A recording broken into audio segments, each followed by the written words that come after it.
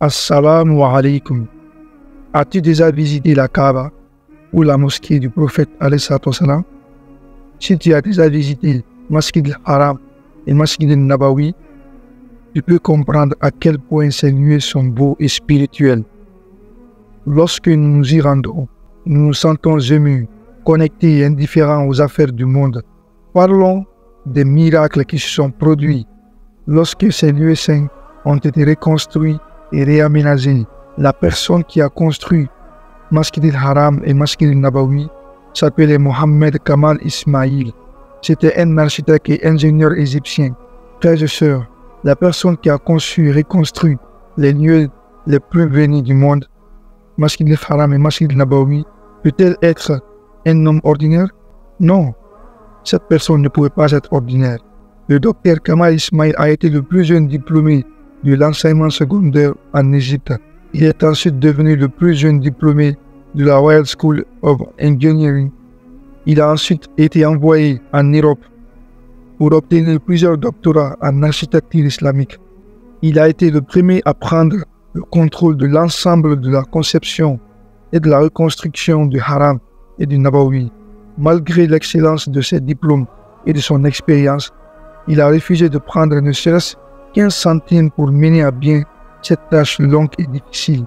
Le docteur Kamal a déclaré: « Pourquoi accepterais-je des gains mondains pour concevoir les lieux les plus sacrés du monde? Comment répondrais-je à mon Seigneur? Allah Akbar. » Toute sa vie est une incarnation de l'homme de foi.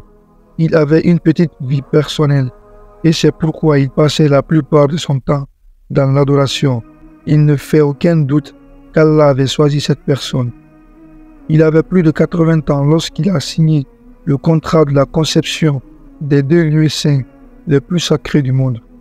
Il s'est occupé de la construction et de la reconstruction de la mosquée sacrée et de la mosquée du prophète alayhi salatu wassalam.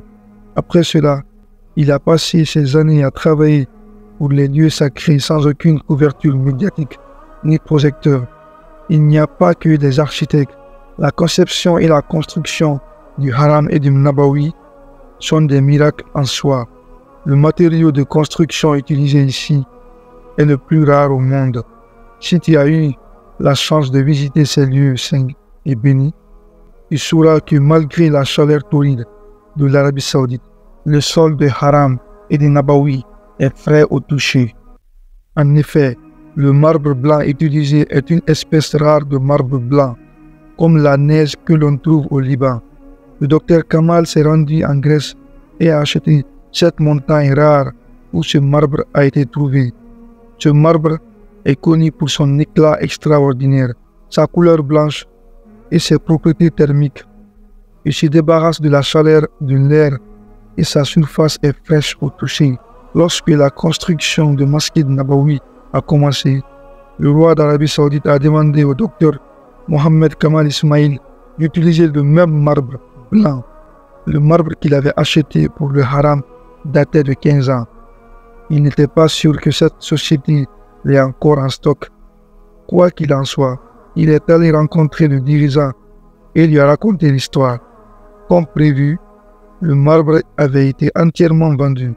Le docteur Kamal a quitté la pièce, mais comme une lueur d'espoir, il a demandé à la secrétaire de bien vouloir retrouver la personne qui avait acheté ce marbre. Elle lui a répondu que c'était difficile, mais que vous pouvez laisser votre numéro et que je vous tiendrai au courant si je recevais des informations. Le lendemain, il a reçu un appel de la secrétaire. Elle avait trouvé la société qui avait acheté le reste du marbre il y a 15 ans. Lorsqu'il consulte les détails qu'elle lui a envoyés, le docteur Kamal est stupéfait. La société était basée en Arabie Saoudite et il a immédiatement pris son vol. Atterri à ce lieu, il est allé rencontrer le propriétaire de la société. Il lui a raconté toute l'histoire. Le propriétaire de l'entreprise a demandé à son personnel de vérifier où il avait stocké ce marbre. Étonnamment, le marbre se trouvait toujours dans leur entrepôt. Ce marbre a attendu que le docteur Kamal vienne l'utiliser pour la construction de Masjid al-Nabawi. Allahu Akbar. Il fondit en larmes et donna un chèque en blanc au propriétaire de l'entreprise et lui demanda de mettre le montant qu'il voulait. le dirigeant de la société a refusé de prendre un centime. Frères et sœurs, nous parlons de Masjid Nabawi, la mosquée du messager d'Allah sallallahu alayhi wa sallam, la mosquée qu'il a construite de ses propres mains. Et c'est la mosquée dans laquelle les califes Rashidin, Abu Bakr et Umar radiallahu anhu, ont mis les briques côte à côte des briques du prophète sallam lors de la construction de la mosquée. Alors quel sens ont eu certaines personnes choisi de contribuer à la reconstruction de ce lieu saint où le cœur des musulmans du monde entier se rassemble? Des millions de musulmans y viennent chaque année pour rajeunir leur iman, se débarrasser de leurs péchés et se rapprocher d'Allah et de son messager. Cela nous rend extrêmement nostalgiques et émus de savoir que cet homme a consacré sa précieuse expérience, son temps et ses années à la reconstruction de Masjid Nabawi avec tout son cœur et sa passion. Il aurait pu entreprendre d'autres projets, gagner des milliards et laisser beaucoup d'argent aux générations futures. Mais Allah a choisi un homme de foi pour la reconstruction de ces lieux saints. Peut-être pourrons-nous tous un jour être témoins de la gloire et de la sainteté du Masjid al-Haram et du Masjid al-Nabawi. Allah fasse ça pour nous. Et Allah c'est mieux. Allah nous pardonne et nous accorde à toutes et à tous le paradis. Barakallahu fikum wa salamu alaykum wa rahmatullah.